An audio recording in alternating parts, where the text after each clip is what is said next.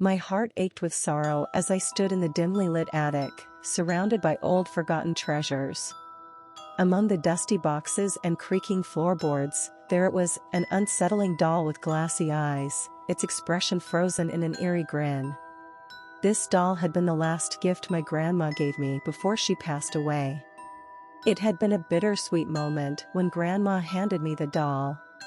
She had a sparkle in her eyes, but her frail hands trembled as she placed it into mine. "This was my favorite doll when I was a little girl," she whispered, her voice tender with nostalgia. "I want you to have it, dear, to remember me."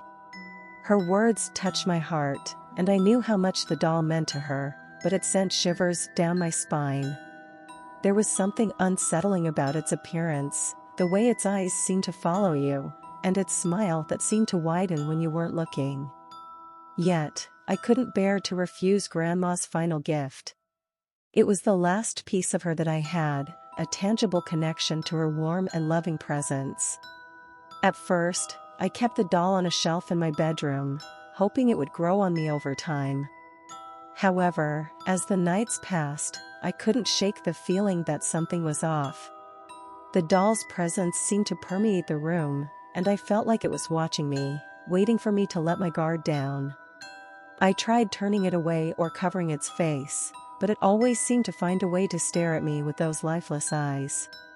As my unease grew, I considered getting rid of the doll. But each time I thought of doing so, I remembered the joy on Grandma's face when she gave it to me. She had trusted me to cherish it, and I couldn't bear to disappoint her even in death.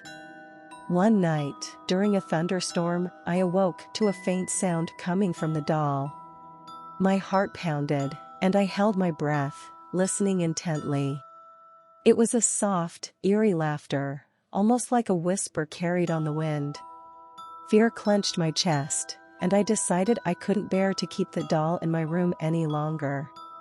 I moved it to the living room, hoping the change of surroundings would ease my fear. But the doll's presence seemed to grow stronger. I noticed it would change positions on its own, as if it moved when no one was looking. Sometimes, I'd wake up to find it perched on the couch, looking directly at me, and other times, it would be on the coffee table, its grin mocking me. As much as the doll scared me, it also became a source of comfort. It felt like Grandma was still with me, watching over me from beyond. I couldn't explain the strange occurrences, but I convinced myself that it was Grandma's way of letting me know she was still around. Months passed, and I grew accustomed to the doll's unsettling presence. It became a part of my daily life, and I found solace in the idea that my grandma was somehow with me.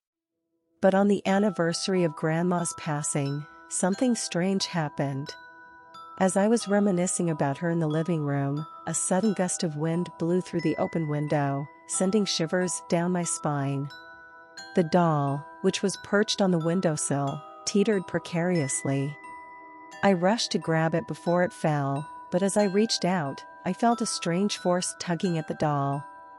In a panic, I pulled with all my might, but the doll slipped from my grasp and tumbled out of the window.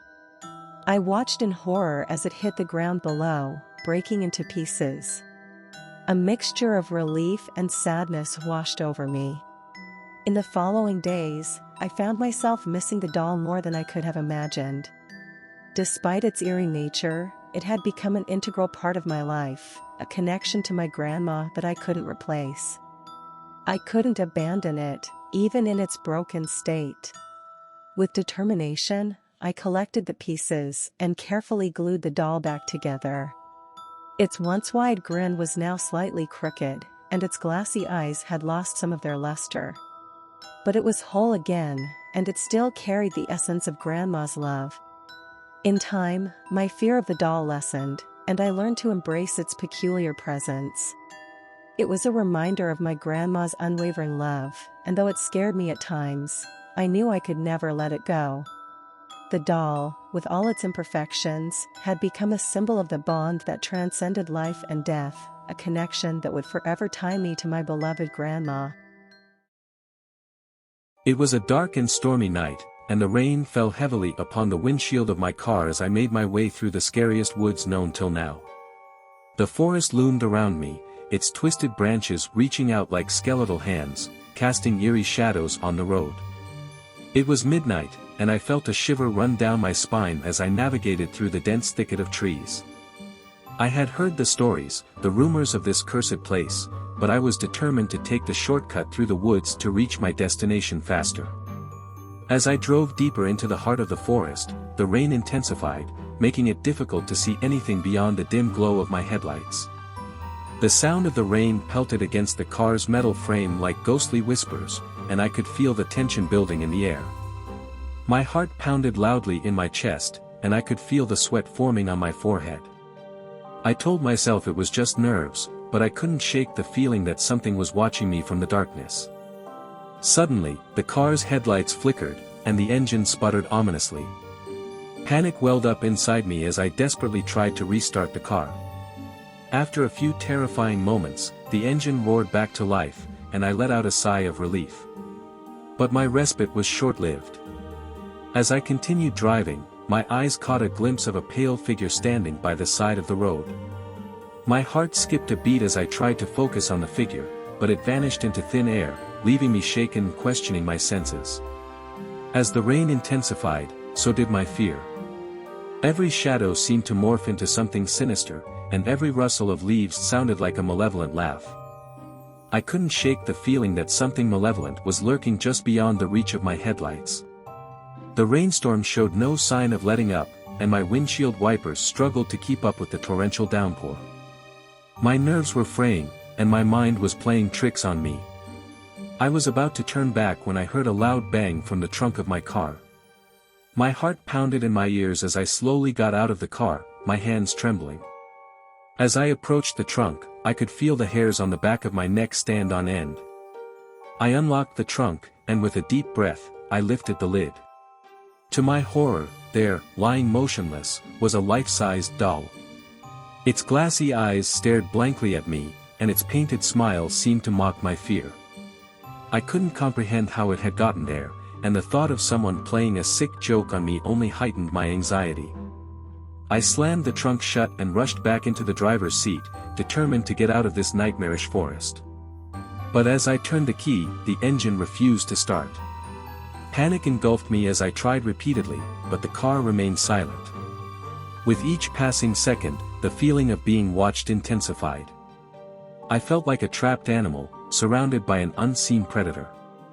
My mind was racing, and I knew I had to do something. I reached for my phone, hoping to call for help, but the battery was dead. As I sat there, helpless and terrified, a sudden loud bang on the window made me jump out of my skin. My heart was pounding so loud I could barely hear myself think. I turned to look, and there, pressed against the window, was the pale face of the doll from the trunk. I screamed, but the sound seemed to get swallowed by the woods. I fumbled for the car keys, not caring if the engine wouldn't start. I had to get away from this place, from whatever sinister force was toying with me. Just as I was about to give up, the engine roared to life. With no time to waste, I slammed my foot on the accelerator and sped away, leaving behind the terrifying woods and its malevolent secrets. As I drove out of the forest, the rain began to subside, and the dark clouds parted to reveal a sliver of moonlight. The sense of relief washed over me, but the images of that eerie doll and the inexplicable events would haunt me for a long time. Even though I escaped, I couldn't help but wonder what truly lurked in those woods. Was it just a series of cruel coincidences, or was there something truly sinister at play? I may never know, but one thing was certain: I would never venture into those scary woods again, especially not at midnight.